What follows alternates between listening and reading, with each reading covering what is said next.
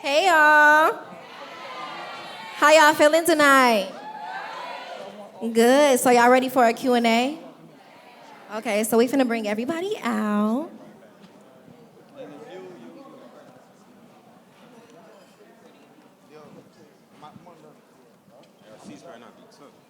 Did y'all like the episode? What was y'all favorite part? What was yours? What was yours right here in the front?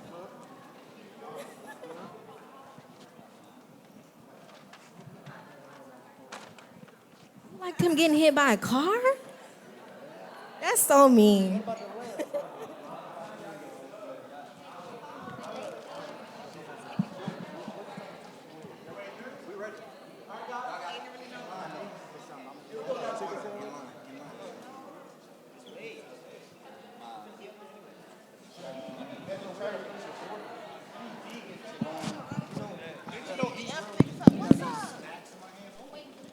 So let's welcome Myles, Truitt, and the cast of BML. How y'all doing? How y'all doing? We got Da Vinci in the building. We got Yusef in the building. We got Jasun, we got Ralph, and we got Shalom, and we got Miss Walnette. You don't remember me? That's crazy. You showed me no love. What you said? Oh shit. We got enough chairs up here? Come down some. Come down some. Come down some.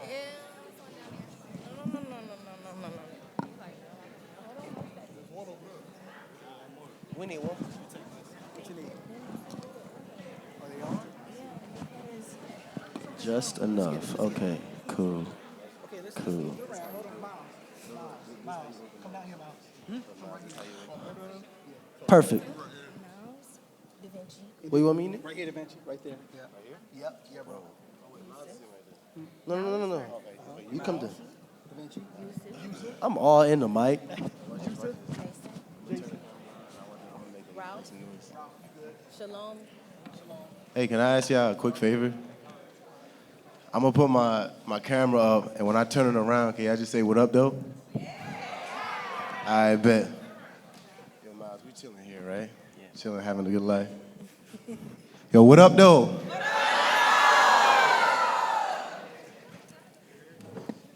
Appreciate y'all. Happy New Year's. So let's give the cast a round of applause. So cast, how are you guys doing tonight? Let's start off with you, Myles. I'm doing swell. How y'all doing? Y'all good? Y'all enjoyed the episode? For sure. How are you, Da Vinci? I'm doing great. I can't complain. It's been a great year. How you guys feeling? It's great. Yusef, what's up? I'm feeling good. What's good? I'm feeling blessed. I'm around a bunch of beautiful black people. So many beautiful people in here. Jasun, what's up? All the time, God is good.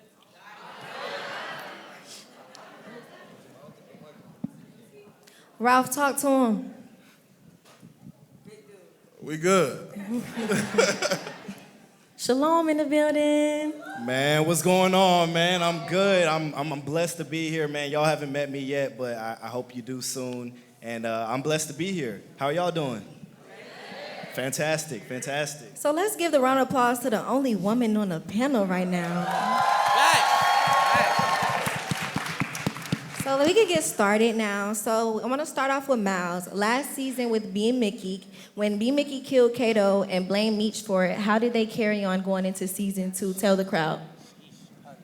How did Meech and you carry on when basically you blamed Meech for killing Kato? Last season, B Mickey killed Kato and blames Meech for it. How did they go on in season 2? I feel like that's going to be the whole storyline of this season, the whole rekindling of the relationship between B. Mickey and Meech. So that's what you guys are going to see in the next couple episodes. You see that Terry is now running his own limousine business, and there is a position that is left that is to need to be taken, and that has been accepted by B. Mickey. So that is another, route he's taken to rekindle that relationship a little bit with Meech. Okay. So I have an in general question for everybody on the panel right now. As you guys are playing real people and characters based on real people, what can you say about the process of getting insecure, knowing some of these events happen? Starting off with you, Myles. Sorry again. Say that I'm again. so sorry. Miles is busy talking to me and not paying attention to the question. It's okay, you Yeah, can go you go ahead. Y'all are playing real people and characters based on real people. What can you say about the process of getting into character, knowing some of these events happened in real life? Miles was supposed to go first, but I'll go. Yeah, you were supposed to go first, brother. But it's okay. I think the hardest part about playing a character that's still alive and still relatively young is like you get in your head sometimes about like how is this character seeing you portray them.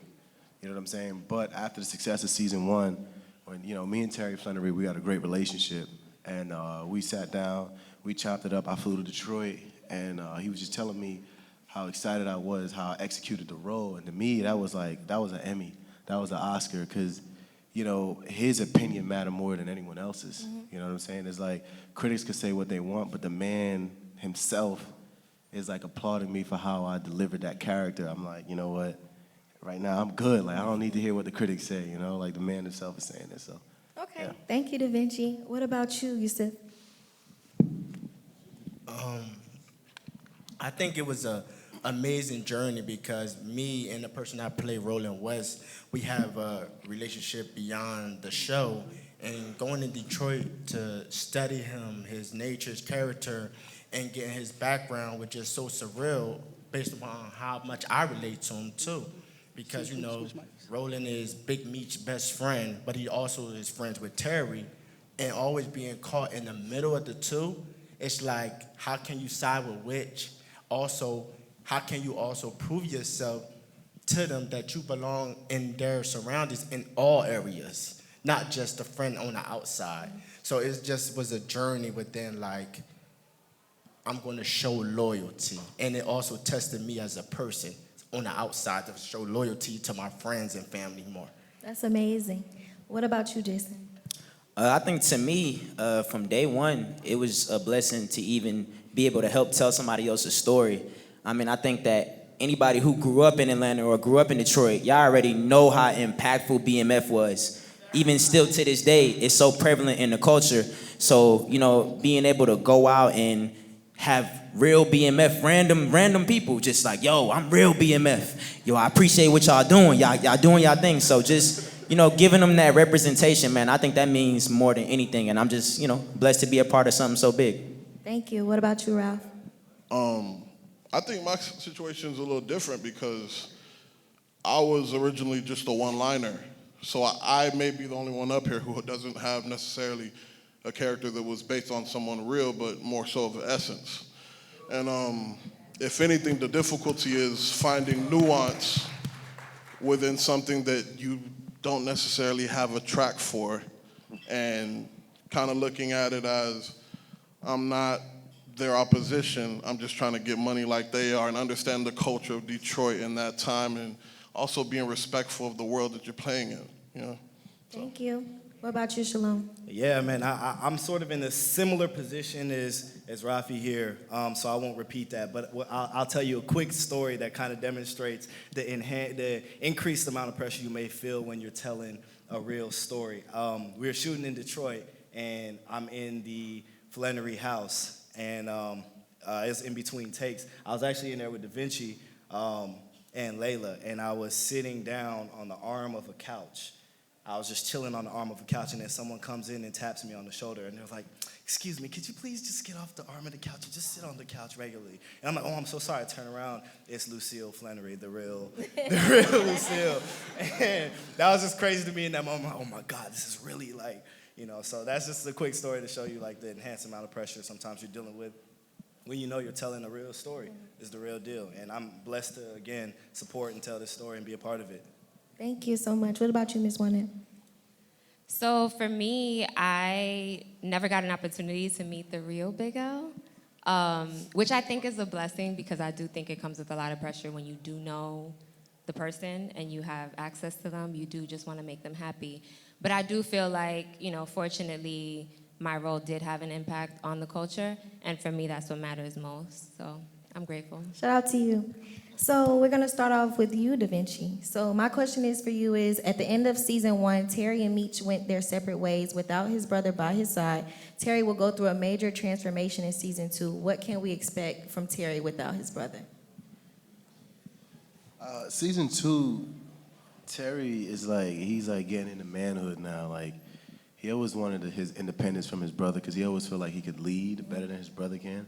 And that's why, like, you know, they had philosophical differences when it come to moving to work, so that's what made them argue a lot. But season 2, because they had that beef in season 1, is like now he's finally doing his own thing. But little does he know, he started this business and his father becomes his new Meech, so he's having to navigate that. But season 2, you watch Terry Flannery go into manhood and start, you know, really doing things on his own time, and he really liked that. But I think ultimately you're gonna see like these brothers really need each other.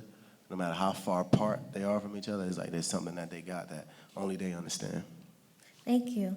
So we have another in general question for everyone. How did it feel when everyone found out they were casted to play the role that they played? Myles, you can start off. I love being able to go back in time, be able to relive history in a sense, and I love nostalgia when it comes down to the hairstyles, music, clothing. So that all revolves around BMF and what they went through and the type of music that they listened to and the hairstyles and all that. So I was very excited to be able to relive that and illustrate a story that hasn't been told yet. You know, it's a real story about a real man that's behind bars to this day. And he has not only his son talking to him as a source to make sure that this story is being portrayed to the top of the T. You have executive producers and you have the line, you know what I'm saying, producers and the writers, you know, talking to him as well, and I'm just making this project even more real. So yeah, I had fun. I had fun doing it, you know. That's what's up. What about you, Da Vinci? The way I felt when I booked this project, it was during the pandemic, and I mean this in the most modest way as possible. I was contemplating on not doing it, because I had different, that's your phone, Yusef? I was like, should I? But I'm like, this is such a powerful story in hip hop and the urban community that I was like, you know what? I gotta do this, you know what I'm saying? So it felt good.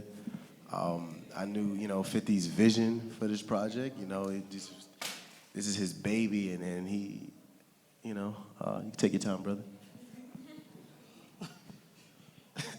And 50 was just really excited about this project, and Randy and all the producers. So I'm like, you know what? Like, I got this one's for the culture. This is legendary. And I'm like, the fact that, you know, when people talk about these two brothers, they're gonna see me and Lil Meech, Demetrius Flannery, who couldn't be here with us today. But I'm like, damn, that's kind of fire, you know. And my face and Meech's face is gonna be in like the same world. So I'm like, I had to do it, and it was excited. But after the success of season 1, I think that's when the feelings really hit me. Like, wow, we're really doing this. Like, when we're out in public, and people's like, yo, nigga, like, let me tell you about BMF. Like, I'm like, brother, I wasn't around that time. I don't know what happened.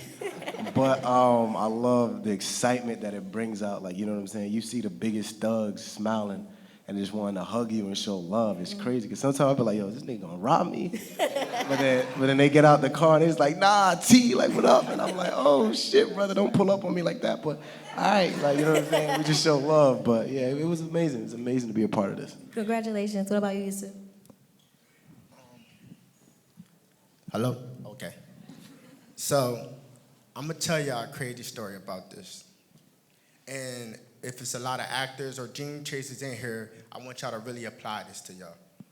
Before the official casting process of BMF, you know, when they did like, I think probably was like a year or two ago, I think 50 was doing like the promo casting call. I went to that, right?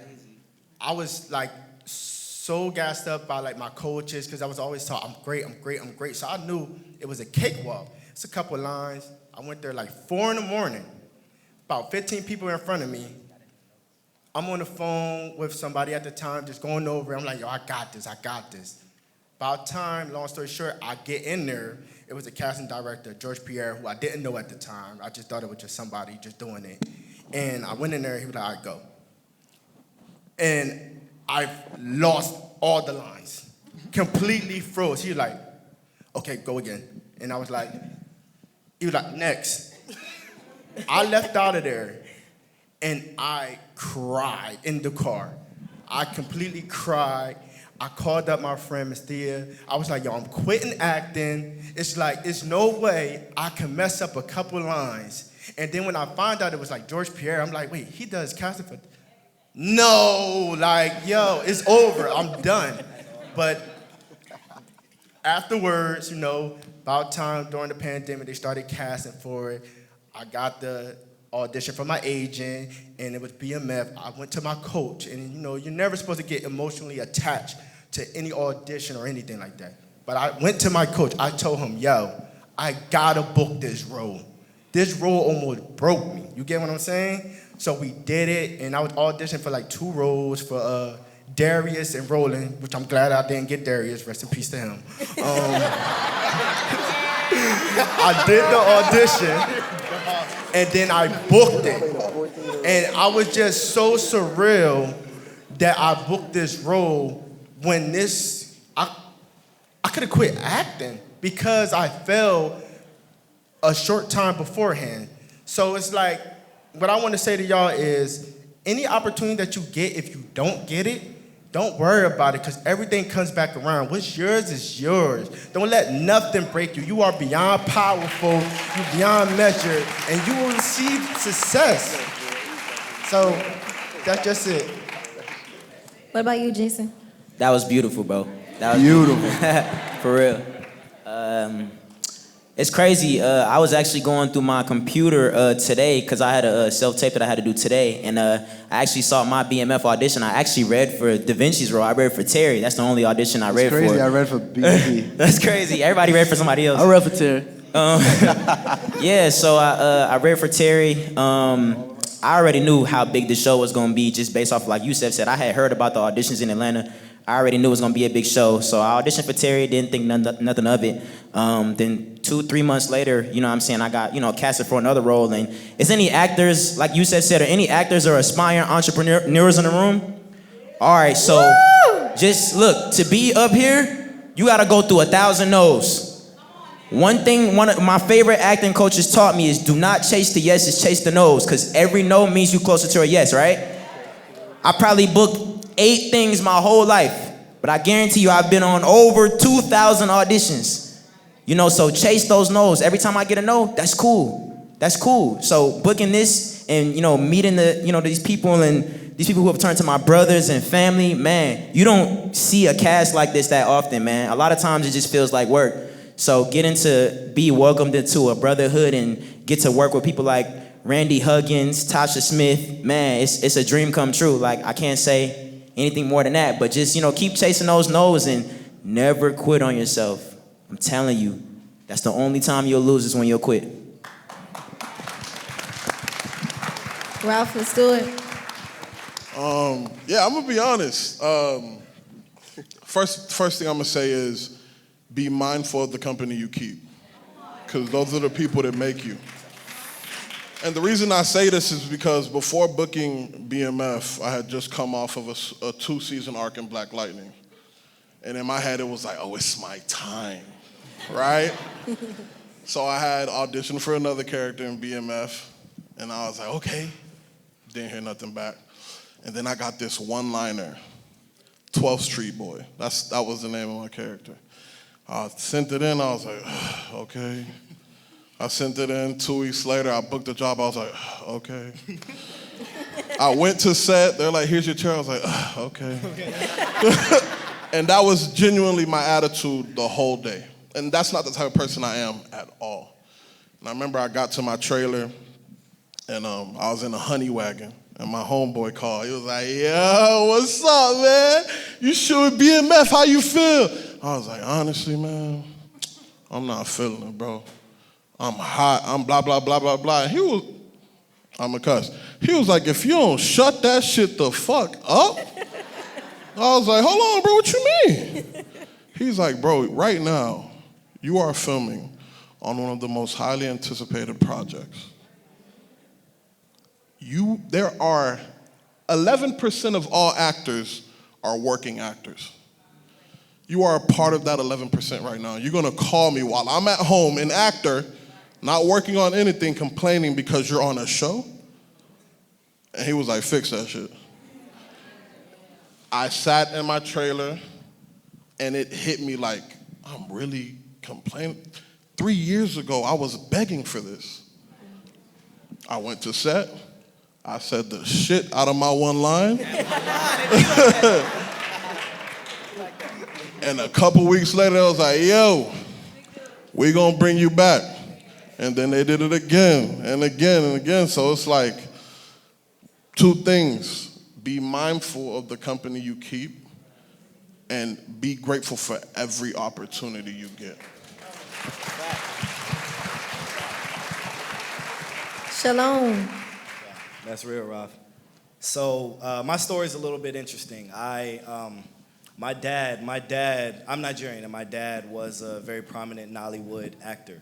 And he passed away December 23rd, 2021. And I was in Nigeria February 2022 for his burial. And I was really contemplating on going because as an actor, I'm thinking that, it's pilot season, I'm gonna get some audition, I'm gonna get something booked. I don't wanna go to Nigeria for this funeral because I might miss a role. I ended up going, obviously, questioning why was I thinking not to go. But while I was out there, I was actually offered a role in a Marvel project. And thank you. No, I appreciate that, thank you. I had to decline it. And that was a low because I was like, God. And my dad and I had a complicated past, which is why I was contemplating, by the way. But I got back to America and, was feeling kind of low. Like, did I just miss out on something really big? And, a month later, I got the call for BMF. And I initially auditioned for a different character, actually. I'll tell you a little bit of history. I auditioned for a character that actually was in a wheelchair. And I did my audition in a wheelchair. And I killed it. I mean, I can walk, but I killed it, But I thought to myself, too, I was like, man, should I be doing this? Luckily, BMF thought the same thing. And my agent reached out to me and was like, yeah, you killed it, but we don't think that this is gonna be right because, you can walk and we need to preserve these roles for the people who they're meant for. And I was like, I 100% agree. So just make me stand up, But instead, they came up with a whole nother character, sent me a new script, and made me re-audition, all within one day. And the next day, I was on a first-class flight to Detroit. Yeah. It was beautiful. It was beautiful for real. But what I took from that, though, seriously, was that live life just a little bit. Like, I was about to not go to my dad's funeral, because I may book a role or something like that. It's not that serious. And oftentimes, we say this a lot about a lot of auditions. The ones that you let go, the ones you care the least about are the ones you book. So let go sometimes, enjoy the journey and still live your life. Don't miss out on things. Again, I'm so blessed to be here. But yeah, I felt amazing. I felt like it was meant to happen. So yeah. Thank you. What about you, Miss Walnette? First of all, y'all preaching up here, okay? Y'all catching these gems? For me, I just want to say, get your spirit intact. And I say that because I booked Big L in the midst of probably one of my biggest personal storms. And it was just the best feeling ever. I knew even in the middle of the storm that God was gonna show up and show out. And he did.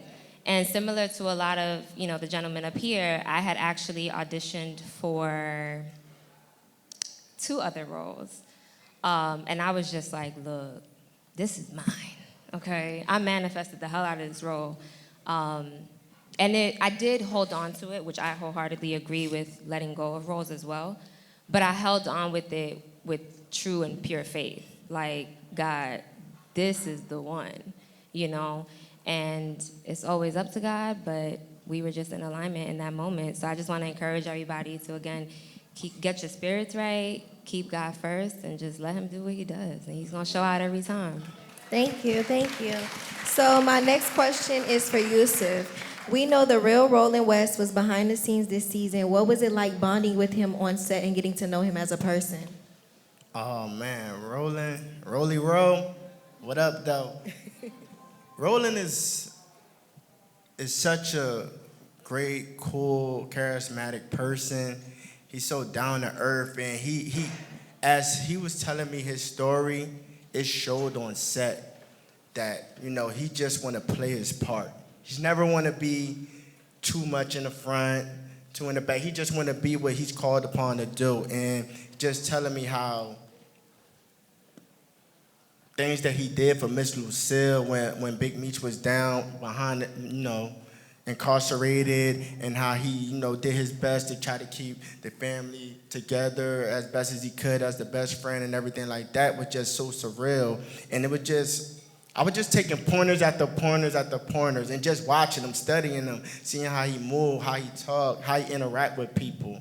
And it was just everything, I was just a sponge. So it was just like, I can't explain it because, you know, you're playing a real person. And you want to get it right, but also as an actor, you want to be able to make the character blossom as you see the character.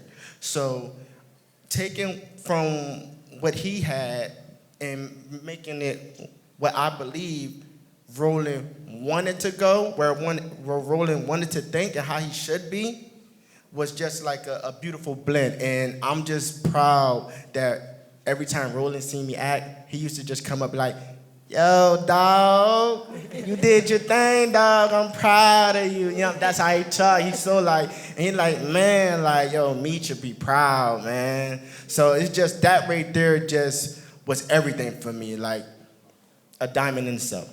Thank you so much. So, Jason, I have a question for you. You questioned Meech and his leadership before, such as when he didn't kill J-Mo. Are those moments like this between Dink and Meech in season 2 brought back? Oh man, I think one thing about Dink is, excuse my French, that nigga is a firecracker. That nigga, he different, you know what I'm saying? So without spoiling too much, I'ma just say he's very unpredictable. But it's all out of passion, and one thing he represents is the family, you know what I'm saying? So he just wants to make sure everything is intact, and he wants to make sure everybody is holding each other up to the same standard and same code, which I think that's kind of what BMF is all about, you know, just loyalty and being able to test each other and all hold each other to the same standard. Thank you. So, Ralph, we just saw that you got into some action in this episode. What goes into making an action scene? Because I'm not going to lie, you and Jason, why you slap him like that? Yo, and I'm gonna be honest, there's like no one better to have done it with it. Me and Jason been on like 3 different TV shows together, bro. So this has been my guy for a minute, but really just one, being cautious, because as you can see, he taking big swings, and it's like, all right now, like let's be, you know what I'm saying? But luckily we have an amazing stunt coordinator. We got in like an hour or 2 of rehearsal the day before. Everyone was patient. If we did mess up, it was cool. I'm gonna be honest, the hardest part, I'm a big guy. I had to do that like 7 times. By the 7th take, I was looking at the director like, you got it, right? But nah, it's fun. Those are the kind of scenes that you kind of wait for. And when you get them, it's like, let's go. And that's when it's really time to play. And then being in this mode where I'm looking at them like, I hate you, and then it's cut. It's like, yo, that was fun. You know what I mean? Like, those are the moments that you really, really look forward to. That sounds fun. So, Shalom, we do know that you are new to the season this season. So we wanted to know, what can you tell us about the role that you are playing with Yusef? Well, I can tell you this. I can tell you my role is definitely, I'll say it like this. When I booked the role, I flew out to Detroit to shoot, and I really don't know how to beat around without saying too much, so I'll say this.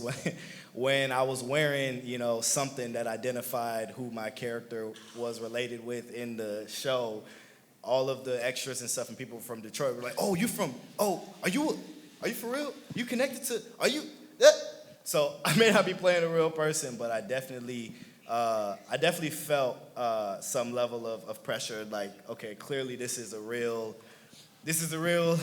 thing. I'm trying not to say too much. It's okay. It's okay. I just said nothing. You signed the NDA. You signed the NDA. Yeah, man. But you can expect a lot of action, a lot of drama. That's what I'll say. A lot of action, a lot of drama. Some big moments during some big episodes. You can expect some action and some drama. Thank you. So, Miss Walnette, how did it feel being one of the girl bosses throughout the show and carrying all the drugs? You the drug connect. That's me. It felt great. I've always wanted to play a role like Big L. I don't think that there are many representations of women in power on television, especially women of color in power on television. So it was honestly just an honor to be able to, bring that to life and play in a world that I, in real life, am not associated with. So yeah, it was just an honor, a blessing, and I just pray that my ladies continue to have opportunities like this, Thank you. So our last question is going to go for you, Myles. So you recently played a very different character in a period piece in Stranger Things. Do you feel a difference in the worlds of these perspective shows, seeing as they take place around the same time? Tell the audience how it was filming two shows at the same time. And honestly, I got a funny question for you after that, too. Well, yeah, it was a big difference for sure. Playing a basketball character in high school in a predominantly white, cast and school as well. It was different transferring that energy towards a gangbanger / member of an organization that cooks crack, well at that, So it was different. It was also fun too, a little bit of character development for me. Just learning how to diversitize characters for myself and maneuver that throughout my career. I know there's going to be a different character for me and what's to come. So this has just prepared me, both filming those two at the same time. And at that was my first time ever filming two projects at the same time. And I was filming both of those projects for 2 years at the same time. You did that. Yeah, so I've been trying out, man. So I'm just stepping So through. can you tell everyone who dressed better to you, Patrick or B. Mickey? Who's my favorite? Yeah, out of your characters for Stranger Things and B. Mickey, who did you dress better with? I don't know. Patrick got them short shorts. You know what I'm saying? Had the arms out. But then you had B. Mick, the Sergios, the tracksuits. It's the hairstyles too. Man, it's hard. That's why I say I love nostalgia. I love going back in time and the fact that Stranger Things was 86 and BMF was between 83 and 89 of the 2 seasons that we were filming. I couldn't escape it. I couldn't escape it at all. Both of their styles and swags were so parallel to each other. So I had fun filming both of those characters. Thank you so much. So we do want to acknowledge that we have a cast member in the audience, which is Zane. Lil Zane. What up, Zane? Saki. What up, my boy? Yo. Yes, sir. What's up, black people? How y'all doing? Gotta get a squad some love, man. Love you. Dink. What's up, boy? Yo, if you woke up this morning, make some noise. I gotta just give it up for God, man. If God woke you up this morning, make some noise, man.